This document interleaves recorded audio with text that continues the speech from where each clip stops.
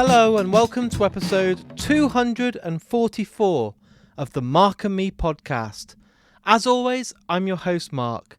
Now joining me on today's episode is a huge guest. If you're a fan of the band Him, or you're just a good fan of solid great music, you will know this guest. I'm joined by Ville Valo. Yes, he's joined me today on the Mark and Me podcast, and for me this is one of my favourite interviews this year. We get deep, we talk all about his solo project, his times in Him, the UK tour next year, his brand new album which is out next year called Neon Noir, the download announcement, and so much more. It's absolutely amazing, and that interview will be coming up in just a couple of minutes' time. But before we get there, let's touch base and talk about my last episode. On episode 243, I was joined by the film director Philip Barantini. We got to sit down and talk all about his absolute masterpiece, and I really truly mean that word, Boiling Point. One of the best British films I've seen, one of the best films of the year, and again the response was amazing. So thank you to everyone that tuned in and listened to that interview. But today it's huge, one of the biggest guests that's ever been on Mark and Me, Ville Valo, and I can't wait to get to it. So here's me and Ville talking all things music. First of all, thank you so much for taking the time to come on the podcast. It's an honour to have you on. Likewise, it's a pleasure. What I like to do for the listeners out there is take it right back to the very start. So tell me about those first albums that you remember buying. Maybe you were a kid or maybe your family were playing them in the house, but those first albums that you fell in love with that made you basically adore music. The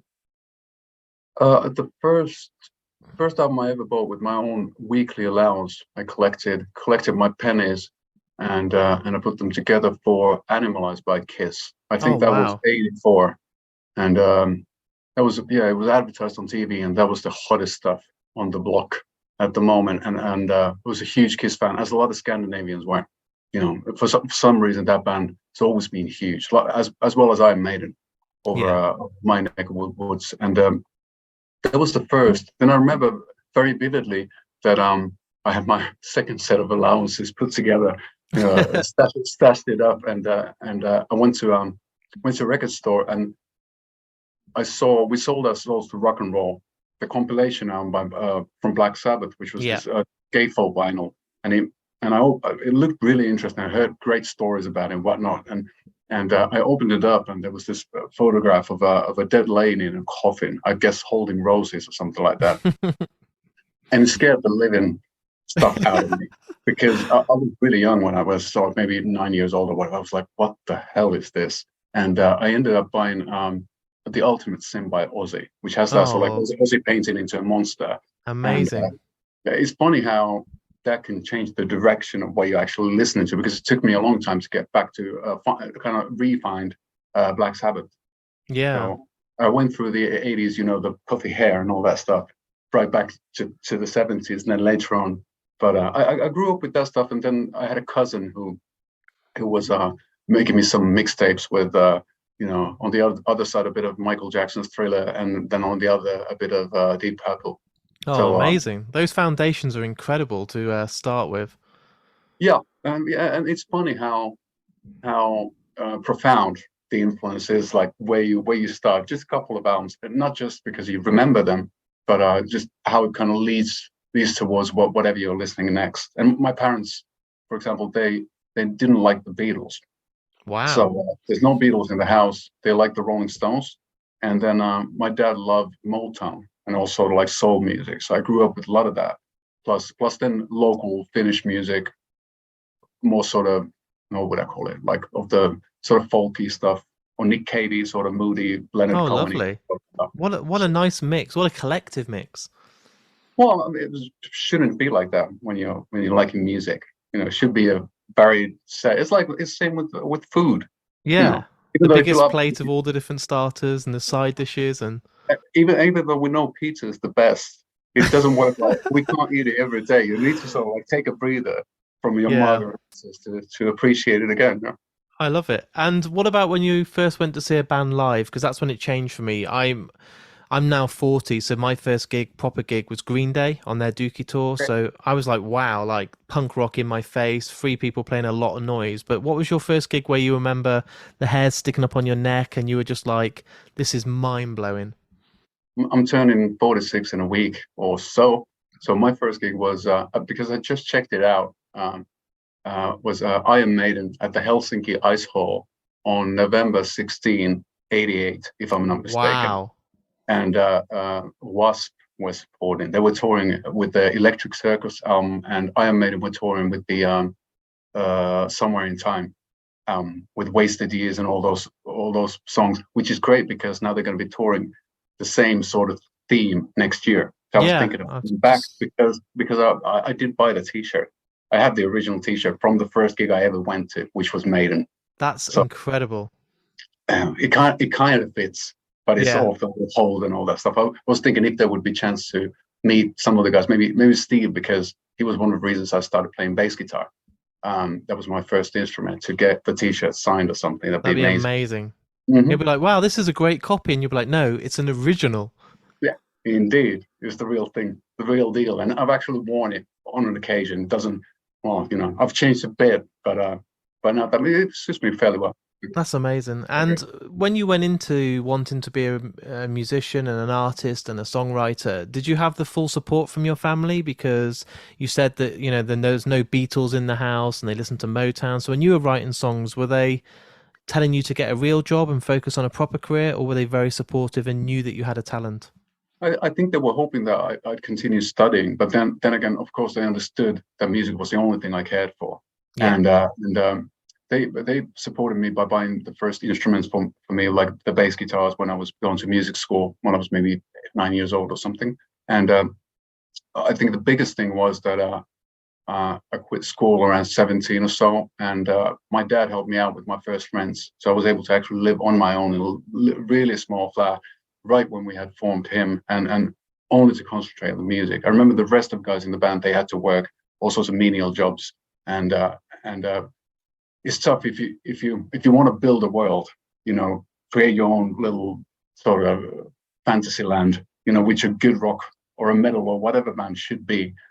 It takes all the effort. It takes all the time. It takes 24 hours to sort of like every day to build it little by little, your own vocabulary and your own mood board or whatever you want to call it. I always consider those kinds of bands to be important for myself. They don't have to be rock or metal. Or Depeche Mode is a good example. Yeah. It's very involved. The whole visual aspect of it, and lyrical aspect, and it is a journey. I always appreciated arts like that, as opposed to the sort of McDonald's music. Yeah. And now in hindsight that you can look back on him, it's been obviously nearly 5 years now since you did your final tour, but now that you have that chance to break away and look at it as a memory instead of being in it, Mhm. did you ever believe it could be as big and how kind of cult it became? Because if you look at the size and the scale of your fan base, you couldn't have even dreamed of that. Well, of course, I could have dreamed of that, and I probably did, and I wish it would have been bigger. But to be honest with you, coming from such a small country, doing it the hard-headed, sort of stubborn way we did, without kissing any unnecessary butts, uh, is pretty darn amazing to be able to, make a living Yeah. off of music, and then also for such a long time. I've been doing this professional for maybe 26, 27 years, which is crazy. So Yeah. of course, I'm not complaining, but of course, also at the same time, there's high hopes, and you have to shoot for the stars when nobody starts a band to be in top 20. No. Everybody needs to think that their own songs are the best because that's the best interpretation of their world, the way they see reality around them. So and hear it. So yeah, I'm glad, but I'm still hungry. Yeah. And while you were living it, and I know it's hard because now it's like I said, it's 5 years later, but did you see the growth from within? Because each poster you got, you must have seen yourself the next year at a festival going higher up and then higher up the lineup, and then seeing yourself getting more people coming to the concerts and then more people wearing your t-shirts.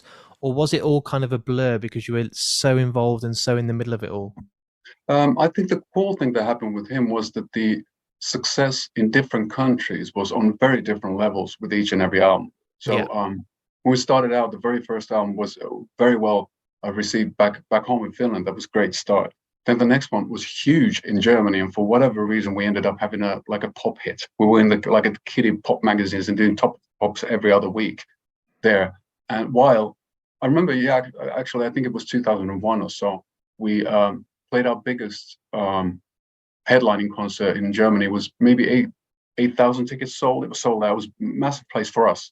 Yeah. And the next week we actually drove over to the UK for our first tour here, and we literally played in front of 20, 30 people in the corner of pubs. So I think that humbled the band, because at the end of the day, you know, we're fans of music, and for us it was coming over to the UK was like sort of Mecca thing, in a way, that playing in Birmingham first times, knowing that Sabbath are from there and all. Yeah, the history. Wow. Yeah, well, it is a big deal, and it is a big deal from us coming from an outsider country. You know, we're not we didn't build the whole platform of rock and roll or whatever you want to call it.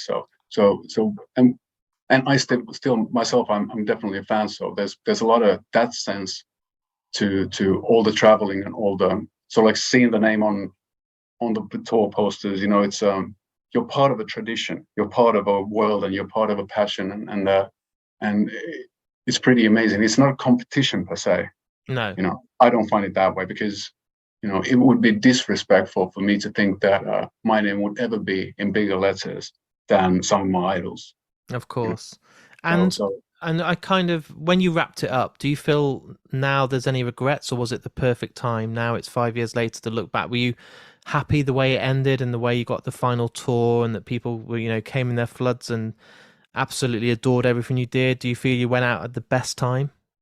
The sort of farewell tour, it went great. It went way better than expected. I remember our manager saying that nobody wants to see you anymore. I think the band is done. You know, just call it quits. And we were like, "No, we want to do this one little trek around the globe, if at all possible." And then it went super, super well. So that part was great. But now thinking, as I am turning 46, I'm thinking that maybe we should have called it a day a bit earlier. That would have enabled me to do a few more albums in the future. I feel stuff. You know, I can see the end.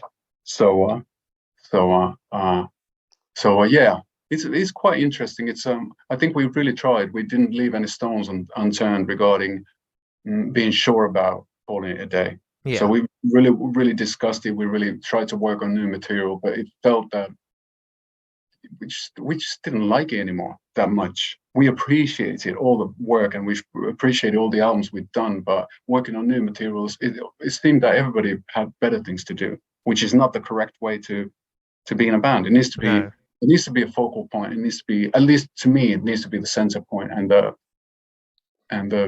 main, the focal point of it all, of a life. So in that sense, I'm really proud that we did call it a day when we did, because it would have been travesty to continue it any further. We weren't really fighting about stuff, and that's probably the worst, because bang is way better than a whimper, in it. That's a hell of a good quote. Well, at the end of the day, no, like relationships, for example, when they start to just wither out, and it's so sad. It takes a lot of energy, and it's not fair for anybody involved. And then you're just somehow trying to resuscitate the whole thing, the entity, when you clearly understand it's way too late. You know, it's past your bedtime, so to speak. So when it happened and it all went, obviously we're looking back now a few years, but you said you still had that itch, you still wanted to carry on. Did you want to give yourself a certain amount of time to not tour, to not go out there and do press? Did you just want to just basically take some time out just to not do the band life? I think what was important was to not to repeat myself when it comes to exactly that you just said, the band life. Yeah. I did a project in Finnish, like we sang some 70s Finnish pop songs with a band that's been around forever called The Agents. So I did an album with them. We toured I recorded the album and toured in 2018 and 2019. So I kept myself busy. I wanted to do something in the realm of music because that's still my lifeline. I couldn't imagine my world without music. So it was cool to do a musical 180, do something that's very different and very challenging. And especially that particular band is because with him, I was always able to sort of hide behind the noisy guitars and the volume and the lights and everything. And then with this sort of retro 70s type of music, pop music, it was I couldn't do that at all. It was really sensitive, the music, very kind of hard to sing because it was really sweet, very quiet, very different aesthetic and different dynamic I'd gotten used to over the years, which was fantastic just because of it. It's good to keep oneself on it's good to keep yourself on your toes and challenge yourself. And that's what I tried to do. So it was sort of like going around a full circle in a way that was the music my parents were listening to when I was born. So that's the mother's mode stuff. And then, but a year of that was definitely enough. And then I wanted to see if I can do something new. And I started working on some demos that turned out to be a first EP that came out on the week the lockdown started. Yeah. And the EP started. I was just demoing ideas for myself, but it turned into the album, which is peculiar and a new lesson learned for myself in a way that I recorded everything by myself. So I pressed the record button and I played all the instruments. Wow. And so I engineered and produced it myself. And then Tim Palmer, producer, engineer, and mixer, mixed Neon Noir and helped me out as well, being a sort of a co-producer. So, we discussed via email mostly during the lockdown. We discussed the finer aspects of record making. Basically, him just telling me, when I was too sort of far away from the essence or getting too lost in the woods. Yeah.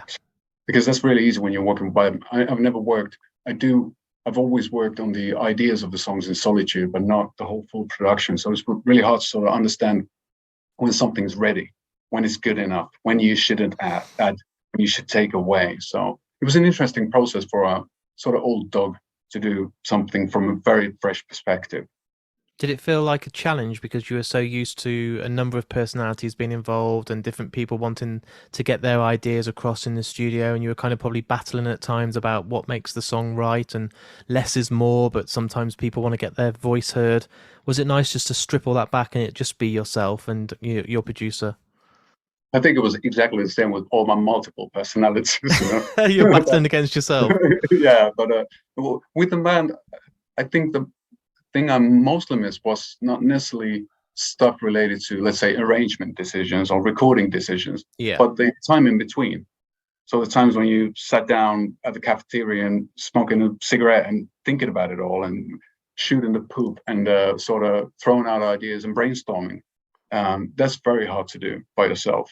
And that's something I did miss.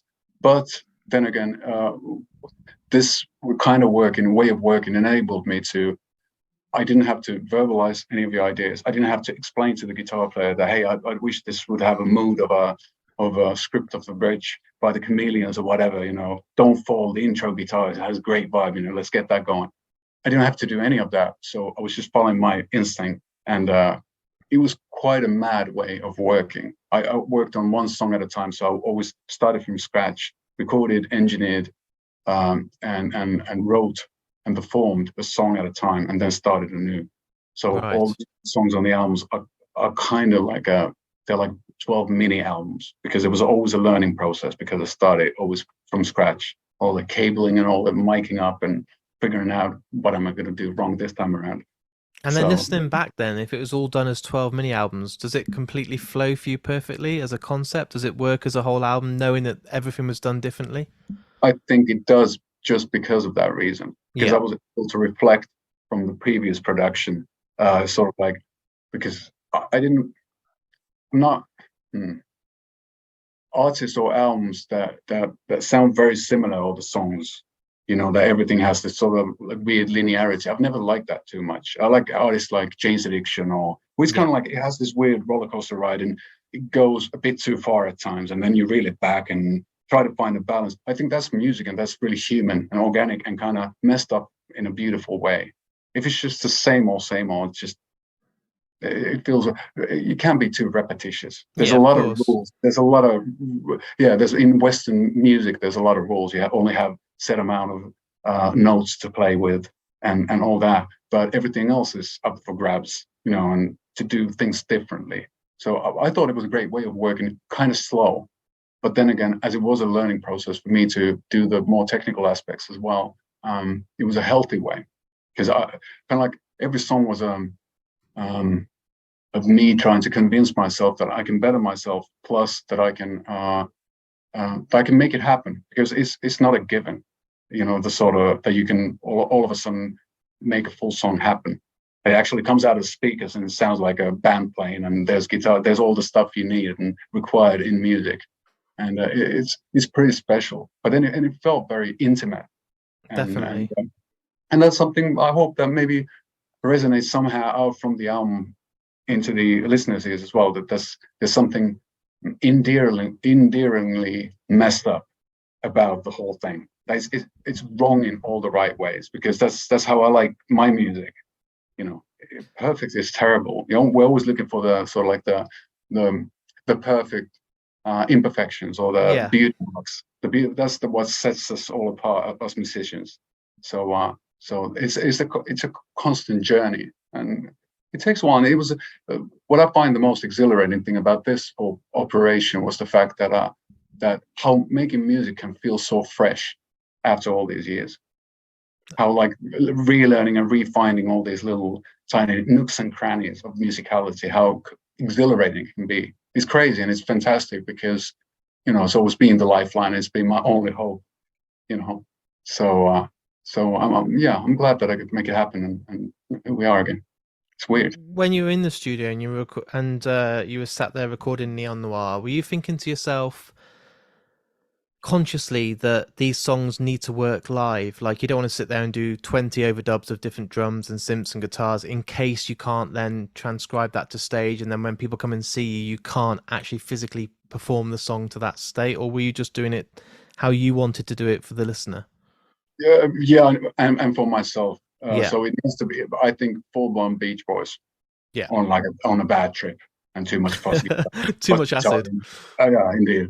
Added to the proceedings, but no, I've never thought. I've always thought that bands like, let's say, Black Sabbath, are a very good example in that their albums are very different from how they sounded when they played live, and I think that's the beauty of it because when you're playing live, it's more raw and it's more in that moment, and the ear candy, so to speak, can be wondrous. I love wonderful sounding albums and the sort of like they create a world of their own, that sort of fantasy land of sound and rhythm, and yeah, it's and I never thought about playing a single track live when working an album, and I never really did when we were working with him either, because we thought that that's not a good. You'll always find a way how to perform a song a way that it works live if required, but it's cool when there's a lot of like two drum sets playing at the same time and gazillion synths and a million vocals and all sorts of weird stuff because I grew up with the Queen and listening to all sorts of weird stuff, so I find it interesting. I find experimental albums. I'm a huge fan of Jethro Tull and Yes and all that proggy stuff as well. So I think an album at its best can be a soundscape from somewhere else. It sounds it's a sound of the other in Yeah. essence, and I find that really exhilarating. Of course, there's exceptions that prove the rule. Some really direct, AC/DC sort of stuff. So it's very balls to the walls and in a perfect manner. But that's the cool thing about and the lovely thing about music in general. It goes always both ways, and on so many different levels that I'm sure that everybody will find something that does satisfy their curious fetishes. So have you got a different mindset now going into next year's tour? Because there's a hell of a lot of dates already announced. Some of them have already sold out, which must blow your mind because, the album's not even out yet. But you've got a hardcore fan base, especially the hymn fan base that will, want to support you, be there. But does your mind change because it's been so long since you've gone out there and sang and seen a crowd, and the world's gone back to normal now from lockdown when you couldn't even go out there and play shows? Do you feel kind of nervous and worried about, God, is this crowd going to like these songs or not? The only thing I can do is to just sing them as well as I can. Yeah. And look good while doing it. So and that's not an easy feat. It's a hard task. I need to, get my chops together on both sides. But of course I'm nervous. I think a healthy amount of butterflies is required to do what I do. And there's only been a few times in my life when I haven't been nervous before a gig. Usually those gigs are the worst because it means your heart and your soul, or whatever you want to call it, you're not really into it. So I think it's important. I'm excited about next year, especially for the reasons you mentioned, that there are in a lot of places the gigs are being sold out, and a lot of tickets. It's unbelievable that after all this time, there's people actually interested in hearing what I can offer, next year, and I'm sure it'll be good. And I do understand that most of the people, maybe 99.5%, will be people who know me from him and know that material. So of course I'm trying to be the good entertainer I am, and playing the half set will be him numbers as well. So it's going to be zigzagging between the past and the present, and I think it works. Yeah, I think it works nicely because songs like the new one, Echolocate Your Love, and we're playing Rip Out the Wings of a Butterfly right after. They work really well together. There's been there's 20 years in between, but with a new band, and it's the essence of the music, the core of the music is very close. They resemble each other very closely. I was kind of weirded out by that, since I thought that now it's a clean slate and I'm going to work on my solo thing. I thought that it would find its way to be somehow very different. So finding myself in sort of similar place was quite life affirming, in a way that it meant to me personally that I've been right all along. I wonder when you go out there on stage now, because you've got the him fans there that will support you and want to hear those songs. It's such a good opportunity to build a new fan base as well for the younger generation that might not know him. Your music could touch them, and they might not then go and discover him because of this solo act, which would be surely a dream come true if people come to see you for you. Indeed, but it's that's sort of I've never understood how an artist can build a fan base. I think a fan base does build itself, because once the music is from my hands, it's the people's decision whether they want to listen to, whether they feel that there's something that resonates, and they feel closely enough to their stuff, so they're actually willing to, not to buy the Rammstein album, but to get Neo Noir. So the only thing I can do is to make the best album I can, and a heartfelt and an honest album, and there's something that's hopefully unique, and that's the important bit. Afterwards is all, and it's nice that it's not my decision. That's the cool thing about it. That makes it beautifully nervous, and it gets me the butterflies. That there's a sense of playing the lottery sort of thing, and a sense of Las Vegas in it. At the roll those dice. Exactly. So I find it. I find it both of those things important. You have to work your ass off to be as good as you can, and care about music, and believe in what you do. But then at the same time, it's you have to be a bit cheeky. With all the insecurity comes the cockiness. It's this juxtaposition of all these ideas musically and vibe wise, and I think egotistically as well. I think that's only natural. And with the album being complete and going out there in the new year on this tour, surely it's not going to be another 5 years till the follow-up. Are you already in your head writing new music all the time? Are you thinking to yourself, actually, there's songs that didn't make the album which I would love to still release in the near future?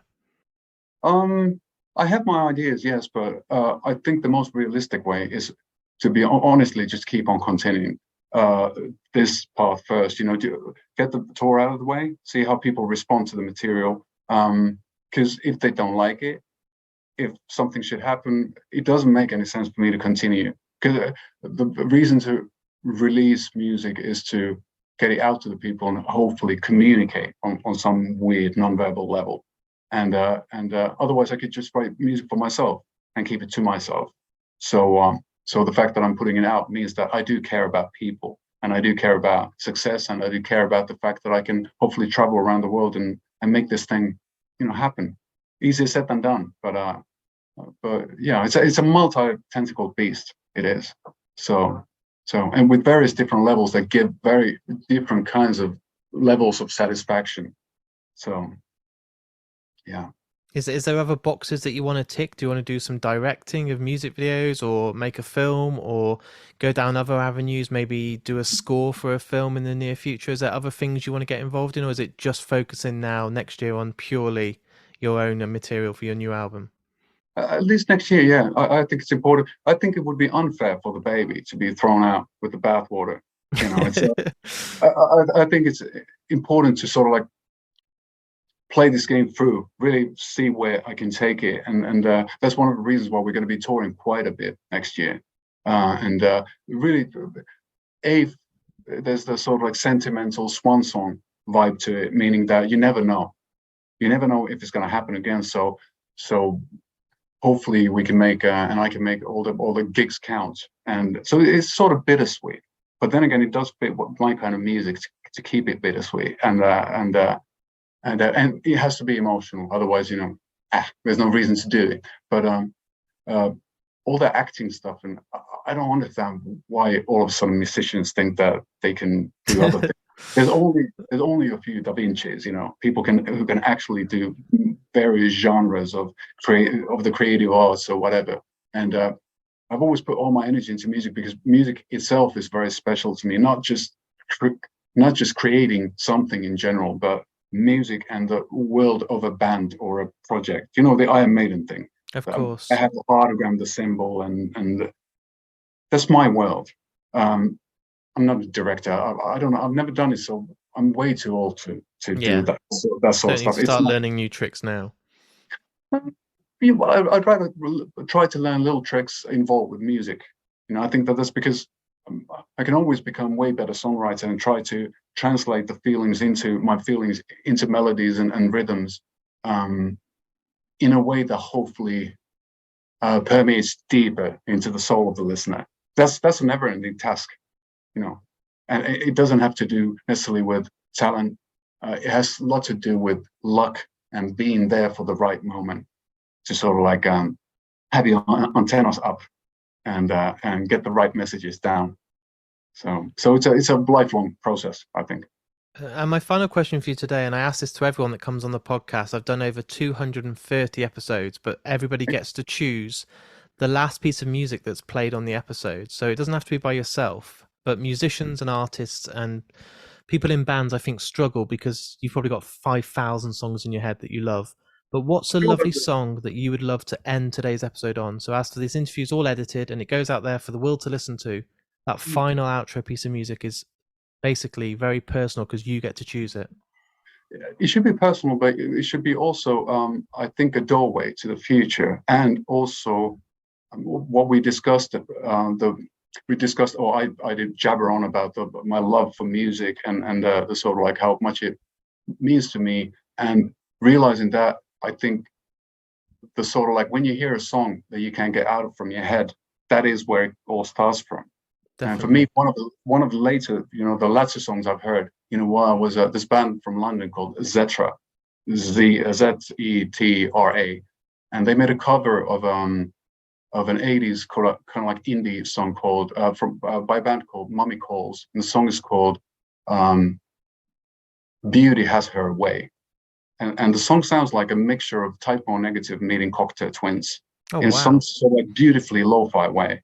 And the band looks amazing. I've never seen them live, but it's just two guys. The other guy plays synths. He has a mullet and he has black metal makeup. And the other guy has this wispy, long blonde hair, has black metal makeup, all the spikes and everything to prove it. And then a guitar, and that's it. They have some like TV screens on stage. It's such a weird band. But those kinds of things make me believe in rock and roll and music in general. That all of a sudden, out of blue, comes this weird concocting combo of weird people doing weird things. And that's what music should be all about. And they've been rocking my world now. So that's amazing. What I love about this, some people pick like a classic, like, oh, I'll pick Led Zeppelin or the Beatles, but the fact is now I'll go and check this band out, and I'll be ended up going down this rabbit hole, listening to loads of new music, and now I'll discover probably one of my new favorite bands. So I love when someone brings something new to the table. it's a good rabbit hole to have. Yeah, it sounds a good one. I like the concept, and if I get to see them play, I'll try Yeah. and get there as I've soon heard as I that they've, can. yeah, I think they've just been signed. I'm not sure by whom, but it's like this upcoming thing. They had most of the music was on SoundCloud before. Yeah, They have a lot of stuff on now on all the streaming platforms. I'm not sure if they've released anything physical yet, but it's just so different. And that cover reminded me of Summer Breeze, the song originally by Stills and Crofts, that Type O Negative covered on their album Bloody Kisses back in I think '93, and then through that it reminds me of him covering Wicked Game and kind of learning our identity through a cover tune. And I think that Zetra are doing the same thing. They're finding something new and beautiful, sort of bringing together the past decades in sound and in lyric. I think it's beautiful. I really appreciate your time today, and I'm going to make sure that I come to one of the UK shows next year, as Please well do. as Download. I saw you got announced this Oh, week for Download Festival, so I yeah, can't wait yeah. because that lineup is insane. You've got Slipknot, Metallica, Bring Me the Horizon, Ghost.